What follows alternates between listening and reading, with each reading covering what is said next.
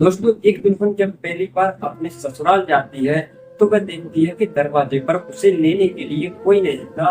यह देखकर चौंक जाती है।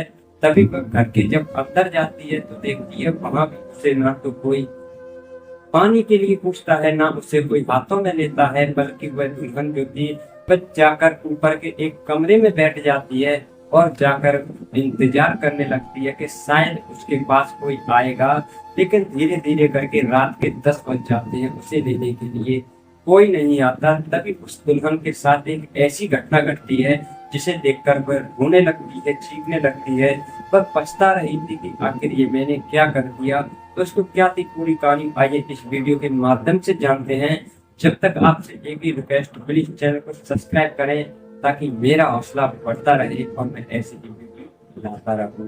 दोस्तों, यह कहानी है यूपी के लखनऊ की, जहां एक लड़की जिसका नाम राधा था वह शादी के योग्य हो चुकी थी। उसके पिता नहीं थे, पिता किसी कारणवश एक्सपायर हो चुके थे। उसके घर में एक बहन और एक भाई था। उसकी माँ जो थी उसके पास भी इतना पैसा नहीं था। तभी वो कैसे भी करके एक लड़के के साथ उसकी शादी तय करती है जिसका नाम संदीप होता है। संदीप जो था वह एक सरकारी स्कूल में टीचर था।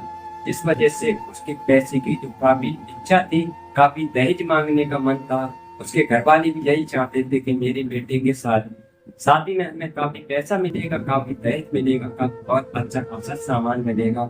लेकिन जो लड़की थी राधा, उसके पिता नहीं थे, जिस कारण की वजह से उसकी जो माँ थी वह बारात का इतना अच्छे से ख्याल नहीं रख पाती है और सामान भी थोड़ा कम दे पाती है। इसी बीच दुल्हन जो थी शादी हो जाती है और दुल्हन की जब विदाई होती है और जब दुल्हन अपने ससुराल जाती है तो देखती है कि बाहर गेट पर उसे लेने के लिए कोई नहीं आता। वह बेचारी यह देख चौंक जाती है। तभी वह खुद ही घर के अंदर जाती है और जाकर ऊपर के कमरे में एक में बैठ जाती है। वह इंतजार करती है कि शायद उसके पास कोई आएगा।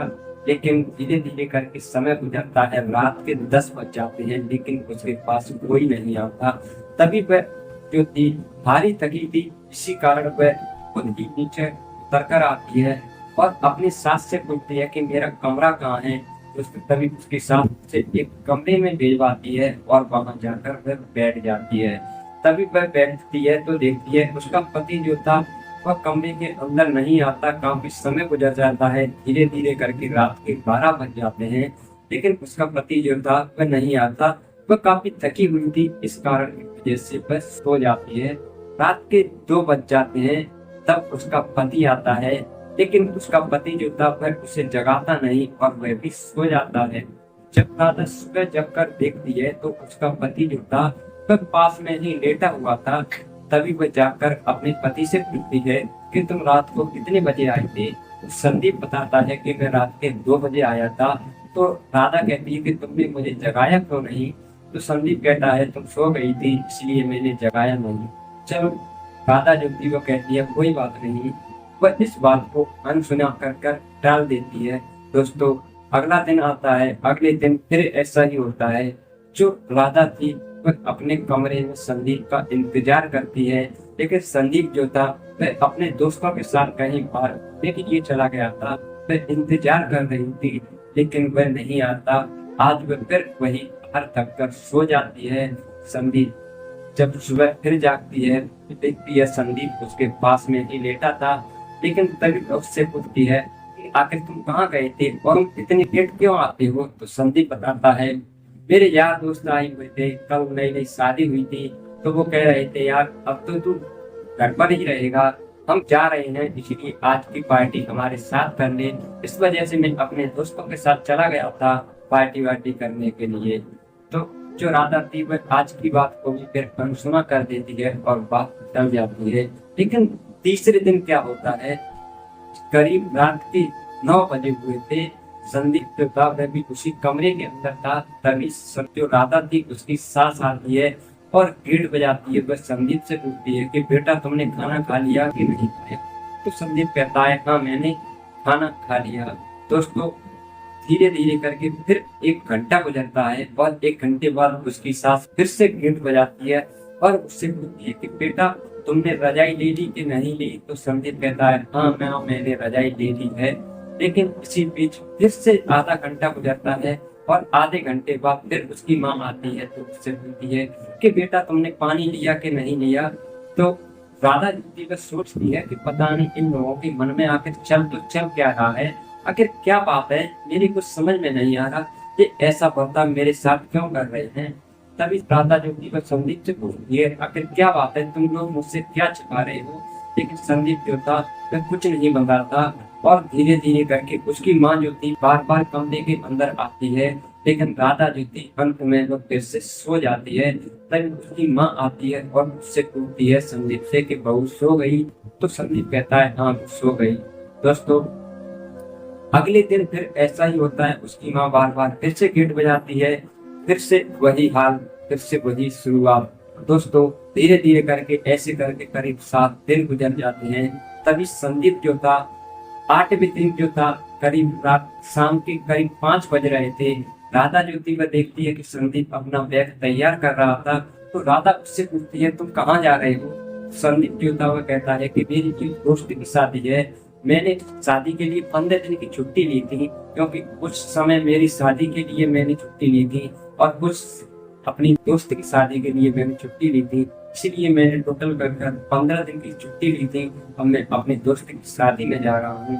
दोस्तों संदीप जो था अपने दोस्त की शादी में चला जाता है और जो राधा थी वह अकेली रह जाती है। तभी कमरे में राधा बैठी थी, तभी उसकी सास आती है और उससे पूछती है क्या हुआ, तुम दोनों का मिलन हुआ कि नहीं हुआ। राधा जो थी वह कहती है कि अभी नहीं हुआ। तो राधा की सास कहती है कि तुम्हारा मिलन मैं होने भी नहीं दूंगी, क्योंकि मेरा बेटा वही करेगा जो मैं चाहूंगी। मुझे मेरे बेटे पर नाज है, मुझे अपने बेटे पर गर्व है कि आखिर मैंने ऐसे बेटे को जन्म दिया है। तभी राधा उससे पूछती है कि आखिर तुम मेरे साथ ऐसा बर्ताव क्यों कर रही हो। तभी जो उसकी सास थी वह बताती है कि तुम ना तो टीवी लेकर आई हो ना फ्रिज लेकर आई हो, जो भी सामान रिश्तेदारों के लिए साड़ी वगैरह आती हैं तुम्हारे यहाँ से कुछ नहीं आया, ना तो तुमने जितना दहेज दिया है, गाड़ी भी ये दी थी वह भी अच्छी नहीं दी, तुमने जो भी दिया सामान सब बेकार है। आखिर फिर मैं अपने बेटे को तुम्हें कैसे सौंप दूं। तुमने जो मेरी इच्छा थी, मेरा बेटा सरकारी टीचर है, काफी पैसा कमाता है और तुमने मुझे कुछ नहीं दिया, मैं तुम्हें कैसे मिलने दूं। दोस्तों धीरे धीरे करके बात बढ़ती है और राधा जो थी इस बात को अनदेखा करती है और धीरे धीरे करके संदीप जब वहां से 7 दिन के बाद शादी से आता है और जब तक जो राधा थी उसके जाने का समय हो गया था, क्योंकि 15 दिन गुजर चुके थे, अब राधा को अपने घर वापस जाना था। जब राधा अपने घर वापस जाती है तो अपनी सारी बात माँ को बताती है। दोस्तों उसकी माँ जो थी उसी वक्त अपनी बेटी को लेकर पास के थाने में जाती है और सारी बात बताती है और उनके खिलाफ FIR दर्ज कराती है। दोस्तों वहाँ जिस थाने में वो गई थी वहाँ एक लेडीज जो थी वह इंस्पेक्टर थी, वो लेडीज जो थी वह राधा के ससुराल जाती है और उसकी सास से बात करती है कि आखिर तुम अपनी बहू और बेटी की स्वागत क्यों नहीं होने दे रही। दोस्तों जो राधा की सास थी वह पुलिस मैम से कहती है कि मुझे अपने बेटे पर नाज है, मेरा बेटा वही करेगा जो मैं चाहूंगी, क्योंकि मेरे बेटे के जो चाहा था मैंने वो कुछ नहीं मिला। आखिर फिर मैं अपने बेटे को इस लड़की को क्यों सौंप दूं, क्यों अपनी बेटे की जिंदगी खराब कर दूं। मैं इस लड़की को अपने पास नहीं रखना चाहती। दोस्तों तभी वह महिला जो मैडम थी वह उससे कहती है कि तुम्हें शर्म नहीं आती, तुम दहेज की मांग कर रही हो, आखिर तुम भी तो एक बेटी हो। लेकिन उसकी सास जो थी वह कहती है मैं इस बात को कुछ नहीं मानती, मुझे तुझसे पैसा चाहिए। तभी जो पुलिस वाली मैडम थी वह संदीप से पूछती है कि आखिर तुम्हें तो ऐसा नहीं करना चाहिए था, तुम्हें तो अपनी पत्नी का ख्याल रखना चाहिए। तो संदीप जो था वह कहता है कि मैं भी थोड़ा बहुत गुस्सा था, क्योंकि बारातियों को खाना अच्छा नहीं मिला था, इस कारण मैं भी थोड़ा गुस्से में आ गया था। लेकिन मैं इससे बहुत प्यार करता हूँ, मेरी माँ मुझे उससे मिलने नहीं दे रही, आखिर मैं करूँ तो करूँ क्या। मैम थी वह FIR दर्ज करती हैं और जो संदीप की माँ थी से जेल ले जाती है और संदीप को छोड़ देती है, क्योंकि संदीप ने मुझसे माफी मांगी थी। और फिर संदीप राधा को लेकर अपने साथ वही लखनऊ में रहने लगता है। अपनी नौकरी जहाँ थी उसकी वही नौकरी के पास में ही एक कमरा लेता है और राधा और संदीप दोनों हंसी खुशी रहने लगते हैं। दोस्तों उधर जो संदीप की माँ थी वह भी जेल में जाकर सब समझ जाती है कि मुझे ऐसा नहीं करना चाहिए था, लेकिन अब भला हो क्या सकता था। संदीप और राधा दोनों साथ रह रहे हैं, हंसी खुशी जीवन व्यतीत कर रहे हैं। दोस्तों यह घटना है 22 मार्च 2024 को उन दोनों की शादी हुई थी, लेकिन अभी उसकी मां जो है अभी भी जेल में है। दोस्तों यह थी संदीप और राधा की कहानी। आपको कैसी लगी? जरा सी भी अच्छी लगी तो कृपया करें। मैं आपसे विदा लेता हूँ, फिर मिलता हूँ ऐसी एक और सच्ची घटना के साथ। जब तक आप अपना और अपने परिवार का ख्याल रखें, स्वस्थ रहें, तंदुरुस्त रहें। जय हिंद, जय भारत।